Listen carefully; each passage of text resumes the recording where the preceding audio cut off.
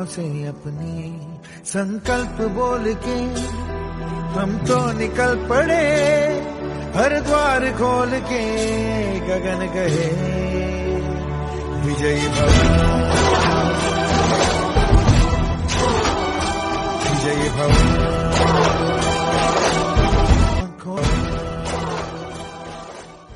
आंखों से अपने संकल्प बोल के हम तो निकल पड़े, हर द्वार खोल के गगन कहे विजयी भव।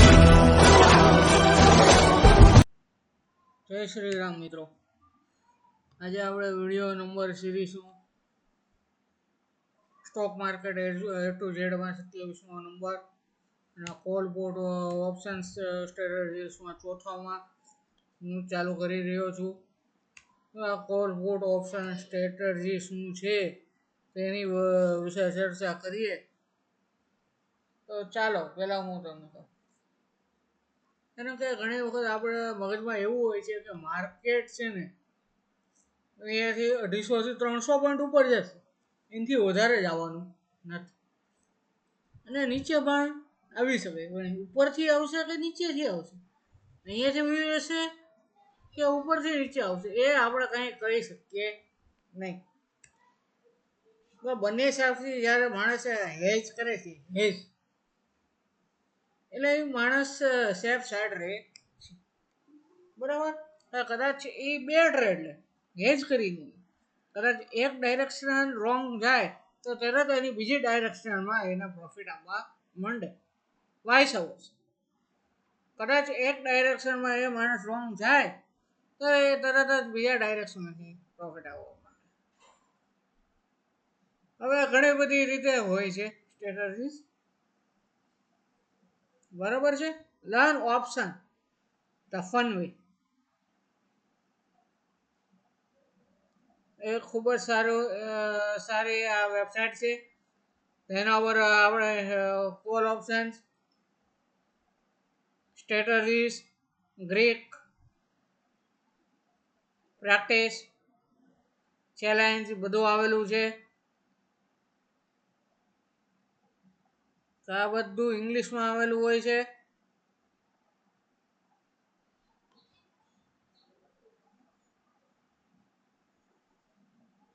હવે આગળ વધુ તેના પહેલા હું તમને કહી દઉં, સુરતમાં ઘણા એવા ઓપરેટરો છે જે તમને ઇક્વિટીમાં સોદા પાડવા જ નથી દેતા, કોલ પુટ કરો એમાં તમને કમાણી કરે। શું કામ? હવે રીઝન હું તમને કહું, બ્રોકરેજ નથી મળતું, કમિશન નથી મળતું, લોકોના ટ્રેડ ઓછા પડે, લોકોના ટ્રેડ ઓછા પડે છે પણ લોકો સેફ સાઈડ રહે છે, ટ્રેડ ઓછા પડે છે, લોકો સેફ સાઈડ રહે છે, બરાબર છે। સેફ સાઈડ રહે છે પણ જ્યારે એ માણસને લોસ જાય છે ને ત્યારે ઘર બાર બધું વેચવું પડે છે। એવા પ્રકારના માણસો મેં જોયેલા છે। એ બ્રોકરોનું શું કામ છે? આપણો ફાયદો થતો હોય ને એ કરો, ગામનું જે થવું એ થાય, આપણે બ્રોકરેજ મળે છે ભલે સોયા પડતા। અમુક બ્રોકરો તો સાહેબ કોલ બુટમાં 100 રૂપિયા એક સાઈડના 50 હોય એક લોટે અને બીજી સાઈડના 50 હોય ને, 100 રૂપિયા હોય ને, 150 રૂપિયા મળતા હોય ને ક્લાયન્ટને, 100 રૂપિયા એને બ્રોકરેજમાં જોઈએ જવાના તો એ ટ્રેડ પણ આવે છે 150 રૂપિયા। શું એક લોટે 150 રૂપિયા? એટલે ક્લાયન્ટના ખિસ્સામાં તો મૂળ કેટલા ગયા? 50 ગયા, 50 રૂપિયા। એમાં શોર્ટ ટર્મ કેપિટલ ગેમ ગણવાનો તમારે અલગથી બીજો, એટલે વાંચે શું હોય 35 કેટલા રૂપિયા? 35। એટલે પાછા એ ઓપરેટરો પાછા એવું કે એ ક્યાં ખાડો ખોદવા ગયો તો ક્યાં આવું થાય? તો ખાડો ખોદવા નથી ગયો ને, કે ખાડો ખોદ્યો છે ને ત્યારે એના મહેનતનો પૈસો લાવી તમને આપે।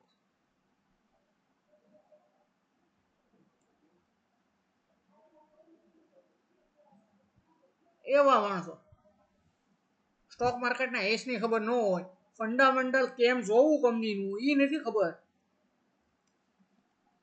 એવા માણસો સ્ટોક માર્કેટની ઓફિસો કરી કરીને બેસી ગયા છે લોકોની પથારી ફેરવે છે સાહેબ. અને અમુક તો હારા શીખવાડવા વાળા એવા માણસો છે ને, તમને બોલે ને તમને બોલવા પર જ દાજ આવે. અરે હું તમને આજે એનું નામ કહી દઉં. એવા ઘણા છે. આ તો હું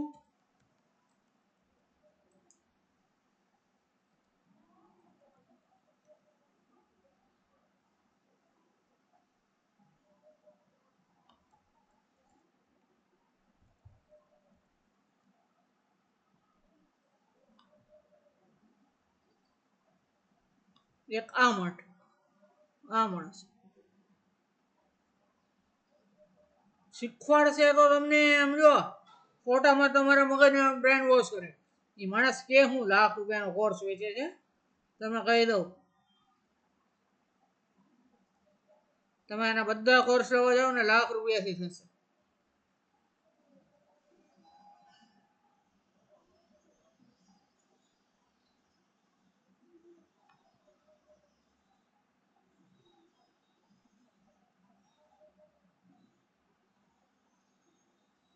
એ માણસ કઈ સેવી રજિસ્ટર્ડ નથી.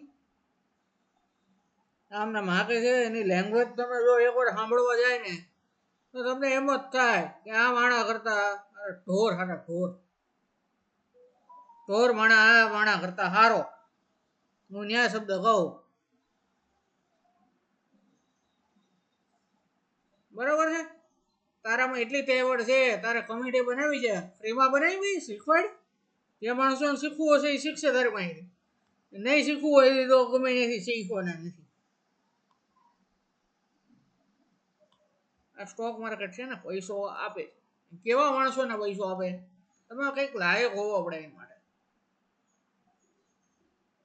આપણને એમ થતું હશે કે અદાણી અંબાણીને ભગવાન શું કામ પૈસો આપે? અદાણી અંબાણી એના માટે લાયક થયા, સાબિત થયા. તમે 15,000ની નોકરી માટે જાઓ તો એને કેટલા ઇન્ટરવ્યુ લે. તમને એને કરોડોની પ્રોપર્ટી આપી છે, ઘણા રૂપિયા માર્કેટમાંથી આપે, ત્યારે તમે લાયક થયા. એમને નથી થયા.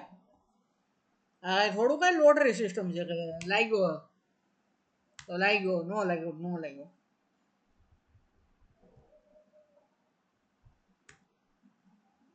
ડિલિવરીમાં માણસ સક્સેસ જાય છે એ વસ્તુ છે, પણ કોલપુટ જેવું તમને ન મળે, એનાથી ઓછું મળે, પણ સેફ સાઈડ તમે રહી શકો. કોલપુટમાં તમારે ₹2,00,000 આવ્યા ને તો તમે એમ ન કહી શકો કે 2,00,000 મારા સિક્યોર છે ભાઈ, કારણ કે કાલ સવારે ઝીરો થાય. ઓલામાં શું ઇક્વિટીમાં તમારે કંપનીમાં સ્ટોક લીધો, કદાચ ભાવ નથી આપવામાં, વેલ્યુએશન એની કંઈ તમારી ઝીરો ભાવ નથી કરી નાખો. એટલે આમ તમારો એક ટ્રેડ ખોટો ગયો ને તો એ ઝીરો કરી નાખે. ચાલો આગળ આડી અવળી વાતો નથી કરવી, સીધા પોઈન્ટ ઉપર હું આવું. 7-8 મિનિટ થઈ ગઈ છે મારે. હવે જો તમારે શીખવું જ છે તો આ બે સાઇટ બહુ મસ્ત છે. હું તમને આની લિંક ડિસ્ક્રિપ્શનમાં આપી જ દઉં છું. બરાબર છે. અને સ્ટ્રેટર્જી બનાવતા તમને ખૂબ જ સારી રીતે બિલ્ડરમાં જવાનું. હવે તમારે લોંગ કોલ લેવો છે, શોર્ટ પુટ લેવો છે, કેવા પ્રકારનું લેવું છે એ આખી સ્ટ્રેટર્જી તમારે થઈ જાય. ફિન નિફ્ટીમાં લેવું છે, નિફ્ટીમાં લેવું છે,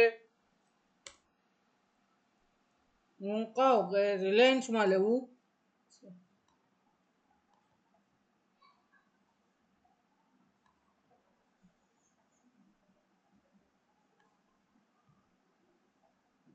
હવે તમે નીચે આવશો ને સાહેબ,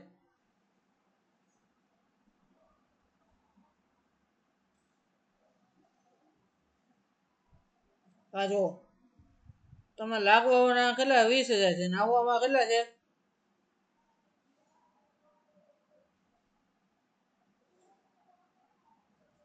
1.32 છે. આ સ્ટ્રેટેજી મુજબ તમે ગ્રીક્સ જોવા જાવ ને,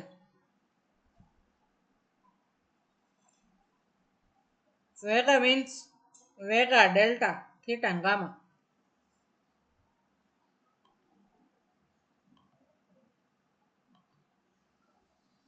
આમાં તમે મલ્ટીપલ સ્ટ્રેટેજી પણ યુઝ કરી શકો.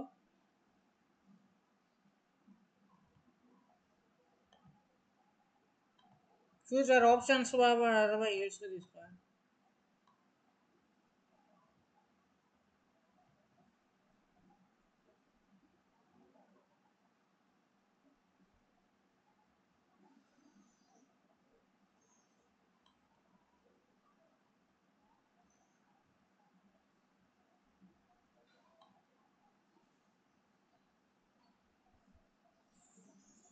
તમે સેલ પણ મારી શકો છો.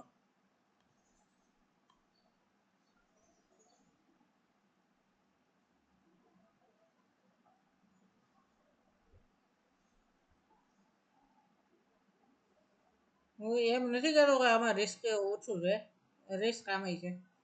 હવે હું તમને ગ્રીક્સમાં બતાવું.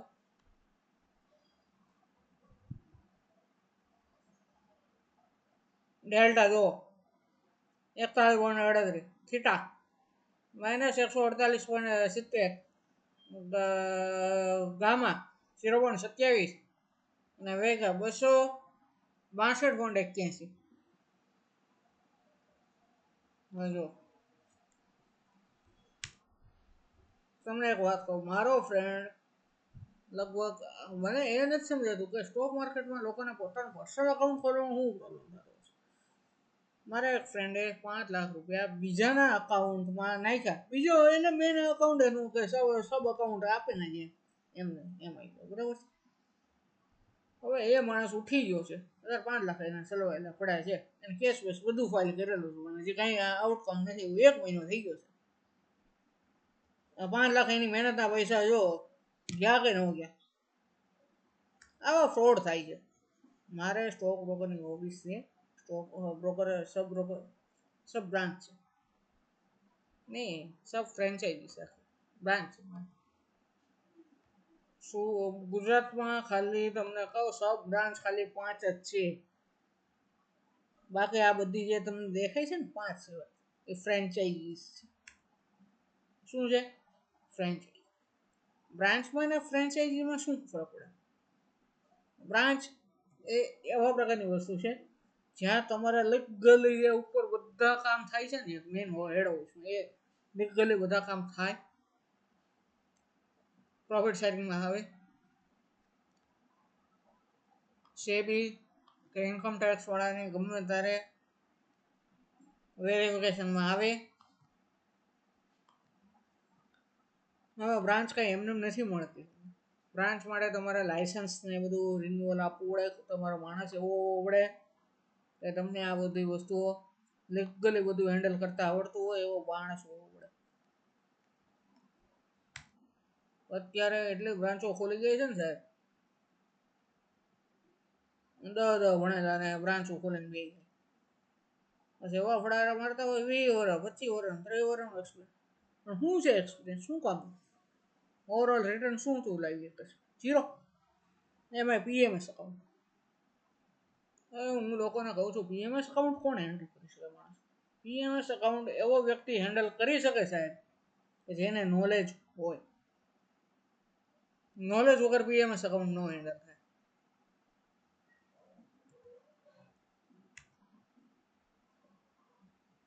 નોલેજ ચેક ક્યાંથી કરવો છે? સેબી રજિસ્ટર પર્સન હોય ને એ નોલેજેબલ પર્સન કહેવાય. આપણે કેમ 11મા સ્ટેન્ડર્ડ પણ જવું, 10મું પેલા ક્લિયર હોવું પડે એમ. તમારે આ કરવું છે પેલા આ વસ્તુ તમે પાસનું સર્ટિફિકેટ લઈને જાઓ, 10મું પાસ થઈ ગયો એટલે 11મું તમને એડમિશન આપી દેશો. ઘણી વખત એવું થાય છે આ લોકો એડમિશન નથી, લોકો એમને ભરોસો મૂકે છે. એ એમ કહે છે કે અમે સેબી વાળા કરતા વધારે રિટર્ન આપીએ છીએ. સેબી વાળા કરતા રિટર્ન વધારે આપો છો લીગલી ભાઈ કામ કરીને. લીગલી જો કામ કરવા જાય તો માણસ મરે છે. કેમ?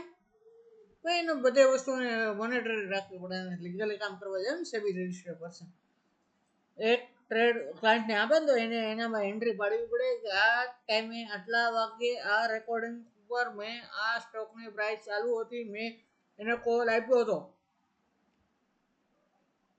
પછી એનું રિટર્ન શું આવે છે એ બધું ડિસ્પ્લે કરવું પડે છે ભાઈ.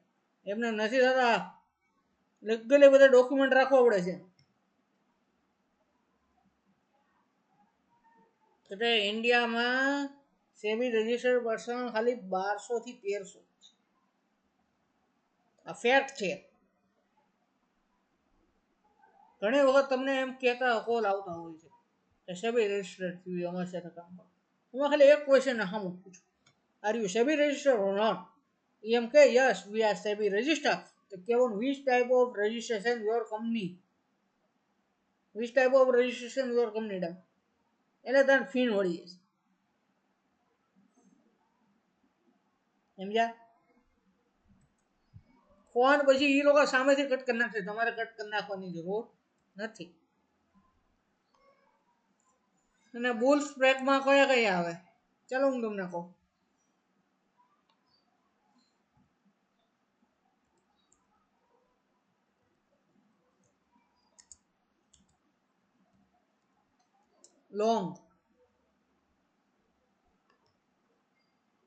Long call short wood.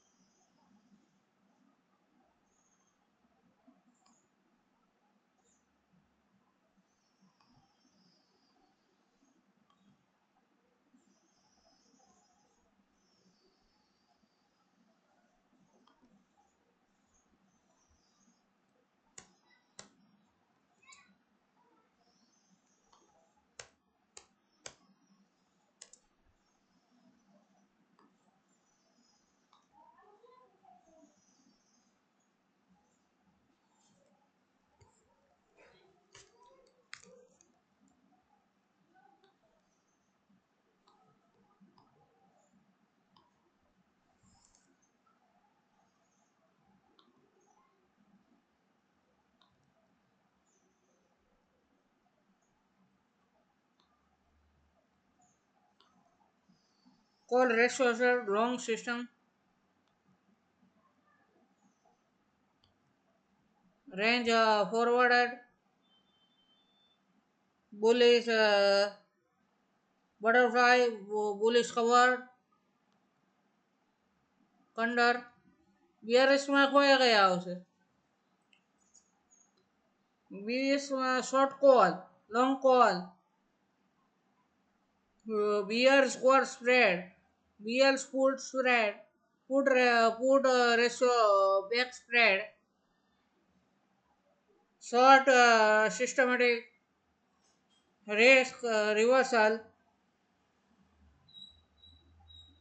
BRS butterfly, B R S condor, non ડાયરેક્શનલમાં long struggle, short straddle, long struggle, short struggle.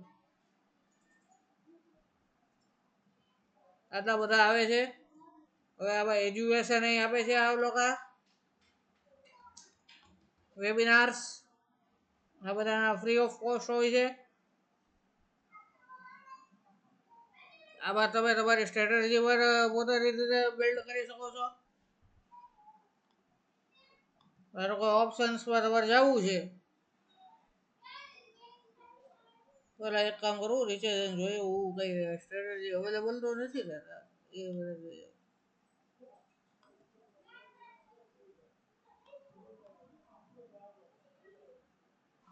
હાલો આને હું કોલનો કોલ છે 23,350 થી ઉપર જશે બધા એવું લાગે છે.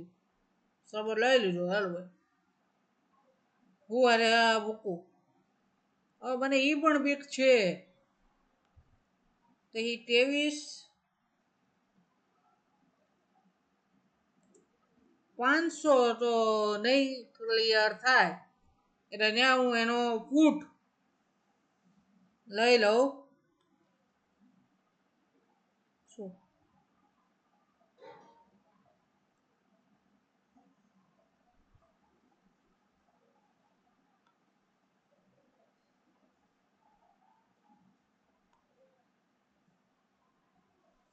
હવે ગ્રીક્સમાં જોવા જાય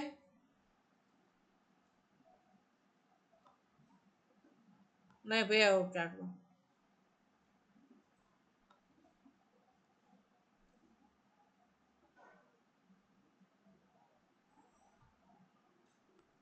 ફૂટ છે.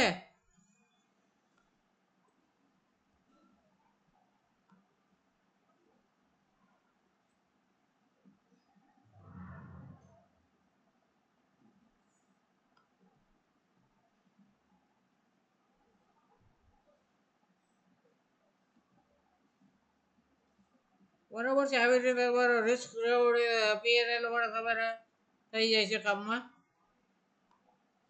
આ વસ્તુ હેજિંગ વાળા માટે ખૂબ જ કામની વસ્તુ છે. અને હા ઘણી વખત કોઈ પુટ રાઇટર હોય છે. પુટ રાઇટર કોને કહેવાય જે પુટ ઉપરથી વેચી નાખે કોલ લોંગ કરે એવા વ્યક્તિઓને પુટ રાઇટર કહેવામાં આવે છે. આ વ્યક્તિઓ પ્રીમિયમ ખાવામાં માહેર હોય છે. આ કોલને ઉપરથી વેચી નાખે એ જે નીચે આવે ને કોલ્યું તારે ભરી લે આવા પ્રકારના વ્યક્તિઓ.